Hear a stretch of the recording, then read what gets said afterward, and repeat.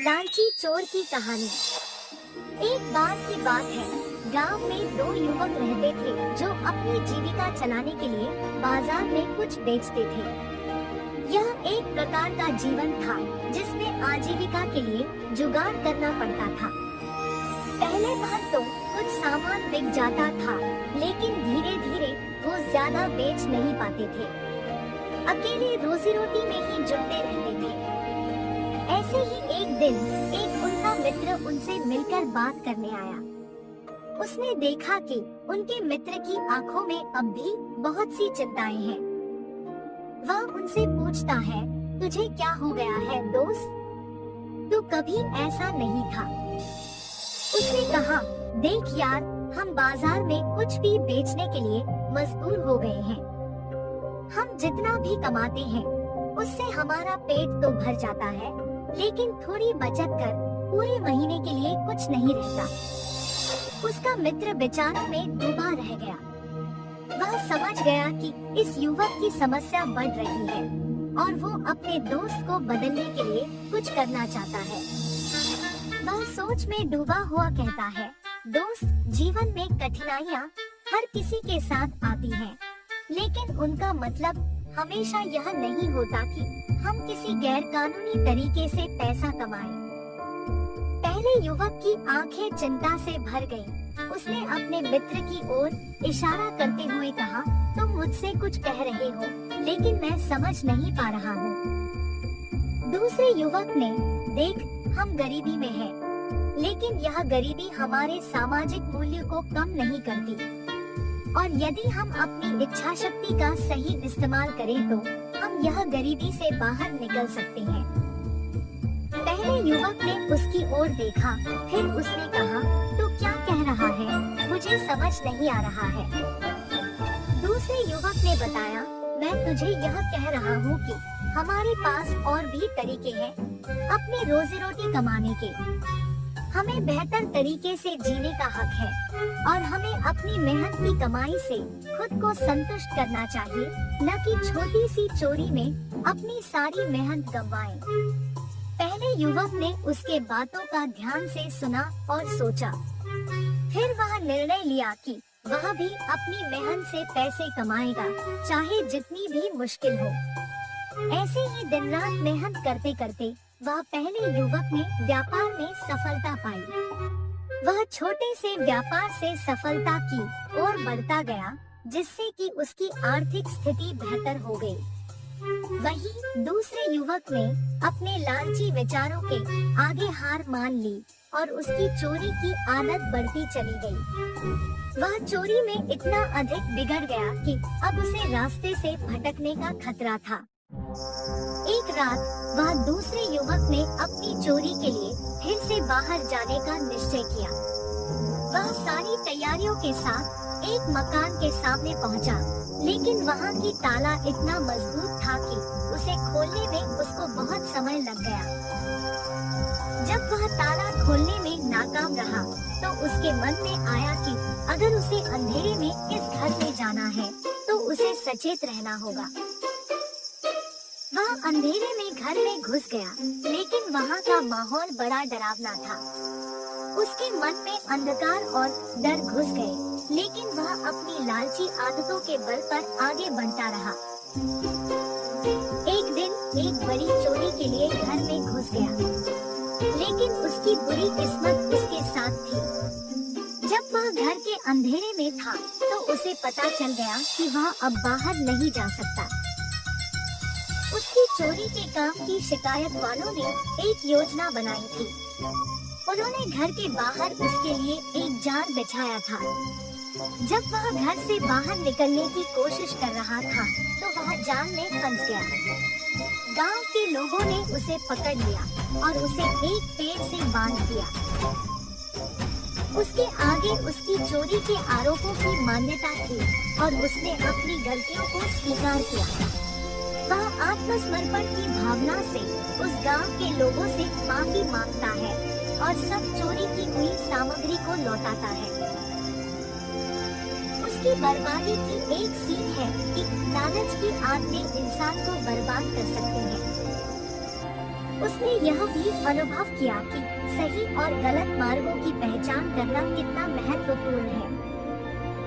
दूसरे युवक की सलाह सुनकर वह व्यापार में मेहनत करके सफल हो गए, जबकि दूसरा युवक अपनी लालची आदतों में फंसकर बर्बाद हो गया। एक बार एक चोरों का दल लोगों को लूटने शहर में आया। उनके पहुंचने पर दो चोरों में इस बात पर झड़प हो गई कि पहले कौन लूटेगा। आहा, आखिरकार हम शहर में आ गए। मैं तुम सबको रास्ता दिखाऊंगा। मैं बताऊंगा कि कहाँ चोरी करनी है और कहाँ जाना है।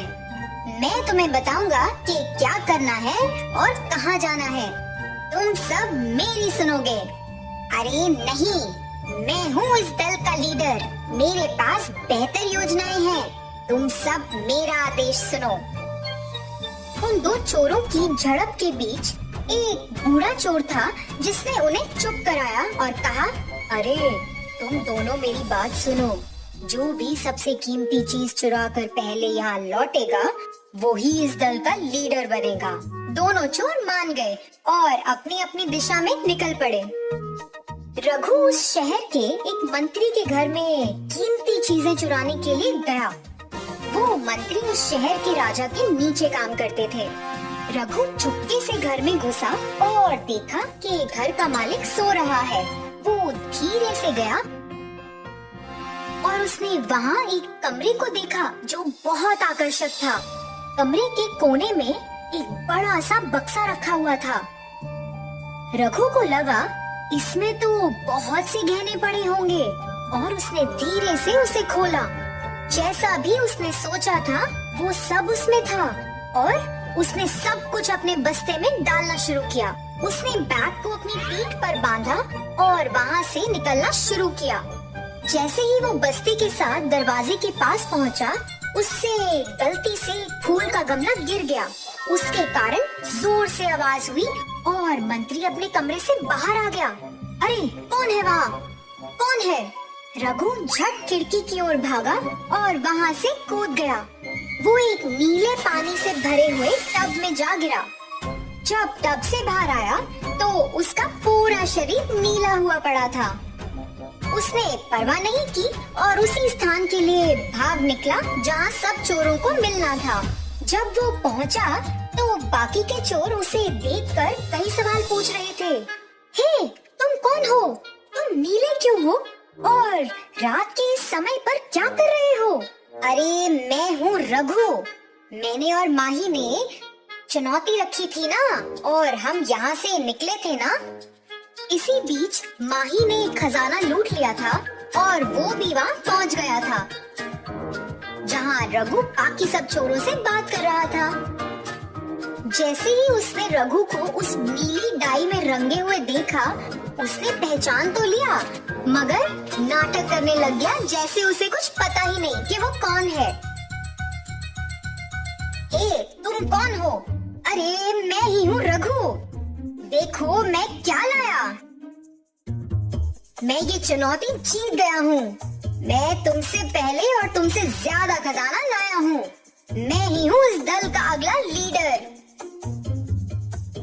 अरे तुम झूठ बोल रहे हो। तुम बस नाटक कर रहे हो। रघु तो ये चुनौती जीत ही नहीं सकता, तभी उसने तुम्हें भेजा है लगता है। उसने ये योजना बनाई ही होगी और वो बहुत बेईमान है। बाकी चोर आपस में खुसफुस करने लगे। वो माही की बातों में आने लग गए थे और सोचने लगे कि रघु तो ये चुनौती शायद जीत ही नहीं पाता। उन्हें लगा ये सब एक योजना है। अरे नहीं नहीं यारो, मैं कोई और बनने का नाटक क्यों करूँगा? क्या तुम मुझे या मेरी आवाज को पहचान नहीं पा रहे हो? माही चुप था और उसे नहीं पता था कि क्या बोलना है। कुछ देर में आसपास लोग इकट्ठा होने लग गए। तभी सिपाहियों को इसके बारे में पता चला और वो भी पहुंच गए। उन्होंने इन चोरों को यहाँ पहले कभी नहीं देखा था और उन्हें भी नहीं पता था कि क्या हो रहा है। तुम दोनों कौन हो और रात के इस समय में क्या बहस हो रही है? अभी मेरे साथ राजा के घर चलो। हाँ हाँ चलो, मुझे वहाँ ही इंसाफ मिलेगा। मैं भी आऊंगा। मैं राजा को सब बताऊंगा और उनकी सलाह भी लूंगा। सिपाही और चोर राजा के महल में पधारे। सिपाही ने राजा को प्रणाम किया। ओ राजा जी, हमने शहर की सरहद में इन लोगों को इस समय लड़ते हुए पाया। हमें इन पर शक है, तो आपके सामने पेश कर रहे हैं। राम कहाँ है? फिर राजा जी बोले, रामा कहाँ है? उसे अभी यहाँ हाजिर होने को बोलो। राजा ने बस ये बोला ही था कि रामा वहाँ हाजिर हो गया। प्रणाम मेरे राजा। अच्छा, तो ये लोग जो सरहद पर लड़ रहे थे यहाँ आ चुके हैं। रामा माही और रघु को घूर रहा था। तुम पूरे नीले क्यों हो? रघु सोच में पड़ गया कि क्या उत्तर देना चाहिए। मैंने तुमसे कुछ पूछा, बताओ क्या हुआ? रघु हकलाना शुरू हो गया और उसने कुछ बेतुका जवाब दिया। बारिश हुई और मैं भीग गया, ऐसे ही फिर नीला हो गया। अच्छा, तो बाकी लोग नीले क्यों नहीं हुए तुम्हारे साथ? अरे बारिश वहीं पे हुई थी जहाँ मैं खड़ा था साहब। उस बड़े से बस्ते में क्या है? वो भी नीला है? रघु तो डर के मारे कांप उठा। अरे कुछ नहीं साहब, मैं कपड़े धोता हूँ, तो ये वो कपड़े हैं जो मुझे धोने हैं और कुछ नहीं। रामा ने उसकी बात सुनी तो, मगर उसे विश्वास नहीं हुआ, तो उसने माही से सवाल करने शुरू कर दिए। अब तुम बताओ, क्यों बहस कर रहे थे? साहब आपने तो मुझे इंसाफ साहब आप ही हैं जो मुझे इंसाफ दिला सकते हैं। मेरे और मेरे दोस्त रघु के बीच एक चुनौती रखी थी, मगर मुझे नहीं पता कि ये कौन है। मेरा दोस्त रघु यहाँ नहीं है और ये आदमी झूठ बोल रहा है कि यही रघु है। राजा जी, जिस आदमी ने मंत्री के घर चोरी की है वो ये नीले रंग में रंगा हुआ है। चुनौती ये थी कि जो भी इनमें से सबसे कीमती चीज सबसे पहले लूटेगा वो इनके दल का सरदार बनेगा। माही जानता है कि यही रघु है, मगर क्योंकि ये चुनौती हार गया है, ये ना जानने का नाटक कर रहा है।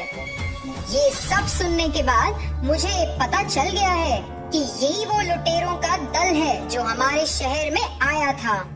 रामा, तुम इतने यकीन के साथ कैसे कह सकते हो? राजा जी, हमारे मंत्री के घर में चोरी हुई, उसके कुछ ही देर बाद शहर की सरहद पर ये झड़प हुई, जिसका पता पहले सिपाहियों को चला। ये ही नहीं, जो आदमी नीली डाई से रंगा हुआ है उसकी पीठ पर एक बड़ा सा बस्ता है, तो इससे यही पता चलता है इसी ने मंत्री के घर से चोरी की है और मंत्री जी का कपड़ों को रंगने का काम है। तो मैं यकीन के साथ कह सकता हूँ कि यही चोर है। समस्या चाहे जो भी हो, तुम्हारे पास हल एकदम सही रहता है। हाँ, तुम्हें हर परिस्थिति, समस्या चाहे जो भी हो, मगर तुम्हारे पास हल एकदम सही होता है रामा। तुम्हें हर परिस्थिति का सच पता चल जाता है। वो चोर इतने मूर्ख थे जो आपस में ही लड़ रहे थे। वो शहर में कुछ गलत इरादे से आए थे और खुद ही समस्या में पड़ गए। सीधे राजा के पास पहुँचे और हमेशा के लिए जेल में पहुँच गए। एक लंबे समय पहले एक गांव में रमेश और धीरज नामक बाप बेटे रहते थे। रमेश का एक छोटा चाबी बनाने का दुकान था। धीरज भी छोटी उम्र से अपने पिताजी के साथ रह के चाबी बनाना सीख के उनके साथ बनाता था। एक दिन धीरज और उनके पिताजी अपने दुकान में काम कर रहे थे जब एक आदमी आता है। मेरे घर का चाबी खो गया, मेरे साथ आके ताला खोलोगे? धीरज, बेटा तुम यहीं रह के दुकान को संभालो, मैं जाके घर का ताला खोल के आता हूँ। ऐसे कहकर उस आदमी के साथ जाता है। बहुत दूर चलने के बाद, यही मेरा घर है, ताला खोलिए। उसी गांव में पले पड़ने के कारण रमेश को उस गांव में रहने वाले सारों के घर अच्छे से पता था। उस आदमी के दिखाए हुए घर रमेश के पहचान के वालों का होने पर वो सोच में पड़ जाता है। बाबू, जो चाबियां मेरे पास अभी है उनसे इस ताला को खोल नहीं पाऊंगा। दूसरे चाबियों का गुच्छा घर के पास है, जाके ले आते हैं। ऐसे कहकर उस आदमी को जमींदार के पास लेके जाता है। प्रभु, ये आदमी चाबी खोने का बहाना बना के मेरे पास आया है और मुझे कोई दूसरे आदमी का घर दिखा के खोलने के लिए कहा, इसीलिए मैं इसको आपके पास ले आया। तुम बहुत होशियार आदमी हो, इसीलिए इसको मेरे पास ले आ सके। ऐसे जमींदार रमेश की तारीफ करता है और रमेश अपना दुकान वापस चला जाता है। पिताजी, आपने ताला खोला? और जो भी हुआ धीरज के पिता उसे बताते हैं। धीरज, हमारे पास ताला बनवाने के लिए बहुत सारे लोग आएंगे बेटा। उनमें अच्छे और बुरे दोनों तरह के आदमी होंगे, इसीलिए हमें होशियारी से काम करना चाहिए। कुछ साल बाद धीरज के पिताजी का देहांत हो जाता है और धीरज अकेले ताला बनाते हुए दुकान चलाता है। धीरज कोई भी तरह का ताला बनाने के काबिल बन जाता है। एक दिन धीरज के दुकान को एक आदमी आता है। मुझे इस चाबी का एक नकल बना के दे सकते हो?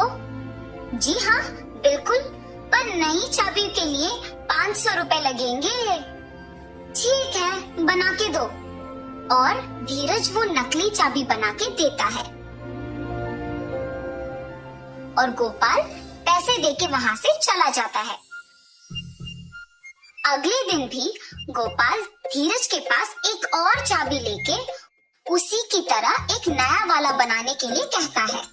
ऐसे हर रोज गोपाल एक एक चाबी लाके उसका नकल बनाने के लिए धीरज को पैसे देता था।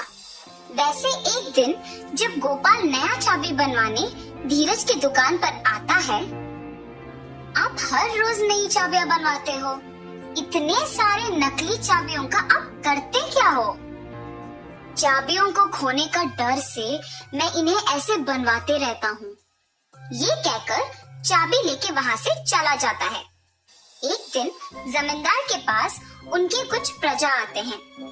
प्रभु, अलमारी का ताला वैसे का वैसा ही है, मगर उसके अंदर का सोना और पैसे गायब हो गए। जी प्रभु, हमारे घरों में भी वही हुआ है। ये सब जमींदार से कह के दुखी होते हैं। तुम्हारे जेवर और पैसे किसने लिए, इसका मैं पता लगाता हूँ। आप लोग मुझ पे भरोसा करके घर वापस जाओ। जमींदार की बातों का यकीन मानकर प्रजा वापस घर जाती है। सैनिकों, तुम लोग भी इनके पीछे पीछे जाओ। थोड़े दिन इन सब पे नजर रखो, किसी दिन तो वो चोर पकड़ा जाएगा। जी प्रभु। सैनिकों ने जमींदार का कहा किया और सब पे नजर रखे रहे। उन्होंने ये देखा कि सारे लोगों के पास एक ही आदमी काम करता था। हम सबको इस आदमी पे अच्छे से नजर रखना होगा। सही कहा तुमने, सबके पास एक ही आदमी काम कर रहा है। इसको खोए हुए जेवर और पैसों के बारे में जरूर कुछ पता होगा। एक दिन ऐसे ही वो आदमी एक और नकली चाबी बनवाने धीरज की दुकान को जाता है और उसके पीछे ही जमींदार के सैनिक भी जाते हैं। इसका नकली चाबी बना के दोगे? ठीक है, थोड़ी देर इंतजार कीजिए, बना के देता हूँ। धीरज चाबी को बनाते हुए सोच में पड़ जाता है। मुझे इस आदमी पे शक है, पर इसके वजह से मुझे बहुत पैसे मिल रहे हैं। वो इन चाबियों के साथ कुछ भी करे, मुझे क्या? और नकली चाबी बना के उसे देता है। गोपाल उसे पैसे देकर वहाँ से चला जाता है। सैनिक भी गोपाल का पीछा करते हैं और उस पे नजर रखते हैं। जब आसपास कोई नहीं होता है तो गोपाल असली चाबी को उसकी जगह पे रख के नकली चाबी से तिजोरी खोल के उसमें से सब कुछ चोरी कर लेता है। और ये देखते ही सैनिक उसे और नकली चाबियां बनाने के लिए धीरज को जमींदार के पास ले जाते हैं। धीरज, क्या तुमने गोपाल के लिए नकली चाबियां बनाई? जी प्रभु, मैंने गोपाल के लिए बहुत सारी नकली चाबियां बनाई। और तुमने क्या एक बार भी उसकी नीयत के बारे में नहीं सोचा? मुझे माफ कर दीजिए प्रभु, मैंने सिर्फ पैसों के बारे में सोचा है। पैसों की आशा में मैंने गोपाल पे आए हुए शक को भी नजरअंदाज कर दिया। अगर मैं तभी जमींदार को ये बात बता दिया होता तो अब मुझे ये स्थिति नहीं आती। ऐसे सोचकर दुखी होता है। गोपाल, जिस घर में काम करते हो उसी घर में चोरी करने पर शर्म नहीं आई? मुझे माफ कर दीजिए प्रभु, मुझे मेरी गलती का एहसास हुआ है। आइंदा ऐसे कभी नहीं होगा। धीरज और गोपाल को उनकी गलतियों का एहसास होने पर जमींदार उन्हें माफ कर देता है। ठीक है, अब से तुम दोनों ईमानदारी से काम करोगे। जी प्रभु, अब से मैं पैसों की आशा के लिए गलत रास्ता नहीं पकड़ूंगा और अपना काम इज्जत से करूंगा। अब से मैं किसी को भी धोखा नहीं दूंगा और ईमानदारी से काम करूंगा। ऐसे धीरज और गोपाल अपने अपने काम इज्जत और ईमानदारी से करते हुए खुश रहते हैं। तो इस कहानी का नैतिक क्या है बच्चों? किसी को गलती करते हुए देखना उतना ही गलत है जितना खुद गलती करना होता है। इसीलिए इज्जत और ईमानदारी से काम करो।